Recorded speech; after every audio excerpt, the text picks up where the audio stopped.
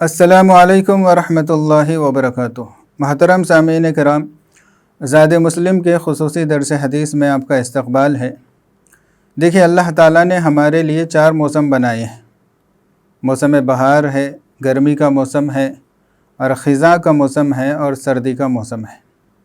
موسم بہار جس کو برسات بھی کہا جاتا ہے، اس موسم میں ساری زمین تر و تازہ ہو جاتی ہے، ہر طرف ہریالی نظر آتی ہے، درختوں پر پتے اور پھول کھلنے لگتے ہیں اور میوے نکلنے لگتے ہیں۔ تو اس طرح ہر طرف سرسبزی اور شادابی اس موسم کے اندر دیکھنے کو ملتی ہے۔ اور جب موسم گرمی کا آ جاتا ہے تو پھر فصلیں کٹنے کا موسم آ جاتا ہے، پھلوں کے اندر رس آ جاتا ہے، میووں کے اندر مٹھاس آ جاتی ہے، اور درخت کے جو پتے ہیں وہ سایہ اور ہوا دینے لگ جاتے ہیں۔ پھر تیسرا موسم موسم خزاں ہے، جس موسم کے اندر پتے جھڑ جاتے ہیں اور ہر طرف خشکی نظر آتی ہے، گویا کہ زمین مردہ پڑ گئی ہو اور سارے ندی تالاب وغیرہ سوکھ جاتے ہیں۔ تو ایک طرح کا ویرانی کا ماحول اس موسم کے اندر دیکھنے کو ملتا ہے۔ اور پھر سردی کا موسم ہے۔ سردی کے موسم میں بعض علاقوں میں اتنا کہرا گرتا ہے کہ گویا کہ وہ زمین کو ڈھانپ لیتا ہے، سامنے کی چیز نظر نہیں آتی۔ اور بعض ممالک میں اور بعض علاقوں میں اس قدر برف باری ہوتی ہے، اس قدر برف گرتا ہے، جس کی وجہ سے عام انسانی زندگی گویا کہ مفلوج ہو جاتی ہے۔ ٹرانسپورٹ سسٹم جو ہے نا خراب ہو جاتا ہے، لوگوں کے لیے آمد و رفت مشکل ہو جاتی ہے، اور بعض جگہ اس کا اثر اتنا نہیں ہوتا۔ بہرکیف سامعین کرام، موسم چاہے جو بھی ہو، ہر موسم میں ہم اللہ تعالیٰ کے بندے ہیں۔ اللہ تعالیٰ کی بندگی کرنا اور اللہ تعالیٰ کی عبادت کرنا یہ ہمارا فریضہ ہے۔ لیکن عام موسموں کے مقابلے میں سردی کا جو موسم ہے، موسم سرما میں کم مشقت میں زیادہ ثواب حاصل کرنا آسان ہو جاتا ہے۔ اسی وجہ سے نبی کریم صلی اللہ علیہ وسلم نے بھی یہ ارشاد فرمایا کہ سردی کا جو موسم ہے وہ ایمان والے کے لیے بہار کا موسم ہے۔ اور اس کی توجہ آپ نے ارشاد فرمائی، اس کی وجہ یہ بتائی کیونکہ اس کی جو راتیں ہوتی ہے وہ طویل ہوتی ہے، لمبی ہوتی ہے، جس کی وجہ سے اس کے لیے تہجد پڑھنا آسان ہو جاتا ہے۔ یعنی راتیں طویل ہوتی ہے تو رات میں نیند بھی کافی کر لے سکتا ہے۔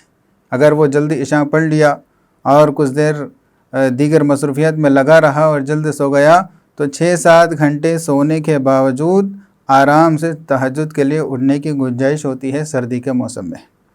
تو آپ صلی اللہ علیہ وسلم نے ارشاد فرمایا کہ راتیں لمبی ہوتی ہے، جس کی وجہ سے تہجد پڑھنا آسان ہو جاتا ہے، اور دن اس کے چھوٹے ہوتے ہیں، جس کی وجہ سے روزہ رکھنا آسان ہو جاتا ہے۔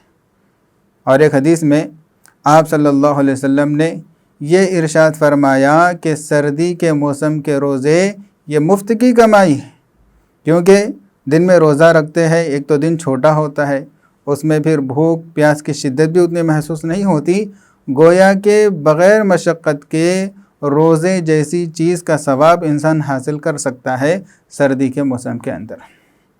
اسی وجہ سے امت کے جو بزرگان تھے، امت کے جو دیندار لوگ تھے، بزرگ ہستیاں، وہ اس موسم کی بہت زیادہ قدردانی کرتے تھے۔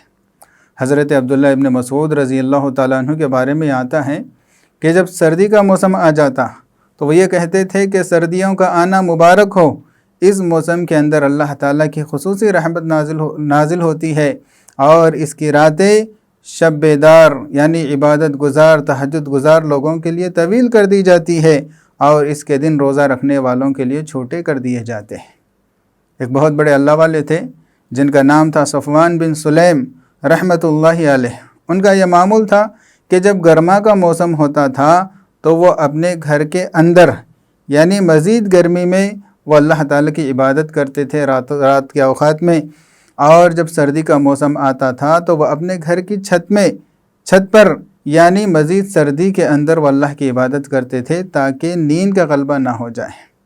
تو اس طرح اللہ والے ہر زمانے میں اس موسم کی قدردانی کرتے ہوئے آئے ہیں۔ حضرت عمر رضی اللہ تعالیٰ عنہ نے یہ ارشاد فرمایا کہ سردی کا موسم عبادت گزاروں کے لیے ایک قیمتی تحفہ ہے، اور آپ صلی اللہ علیہ وسلم نے بھی ایک اور حدیث میں یہ ارشاد فرمایا کہ سردی کے روزے ٹھنڈی غنیمت ہے۔ اس لیے عزیز ساتھیوں، سردی کے موسم میں ہم چونکہ بہانہ تلاش کرتے ہیں اللہ کی عبادت سے بچنے کے لیے، گرمی میں گرمی کا بہانہ کرتے ہیں اور سردی میں ہم ٹھنڈی کا بہانہ کرتے ہیں۔ ہرگز ایسا نہیں ہونا چاہیے، بلکہ یہ موسم سرما آیا ہے تو اس کی ہمیں خوب قدردانی کرنا چاہیے۔ جتنا ہو سکے اس کے اندر عبادات کر کے اپنے آپ کو اللہ تعالیٰ کی بندگی میں تھکانے کی ہمیں کوشش کرنا چاہیے، کیونکہ سردی کے اندر اگرچہ راتوں میں اٹھنا، ٹھنڈے وقت میں ٹھنڈے پانی سے وضو کرنا تھوڑا مشکل ہو جاتا ہے اور تھوڑی بہت مشقت اس میں لگ جاتی ہے، لیکن اللہ تعالیٰ کے یہاں قاعدہ اور قانون یہ ہے کہ جس عبادت کے اندر بندہ جتنی مشقت کو جھیلتا ہے، جتنی قربانی سے وہ عبادت کو انجام دیتا ہے، اتنا ہی زیادہ اس کو اجر و ثواب ملتا ہے۔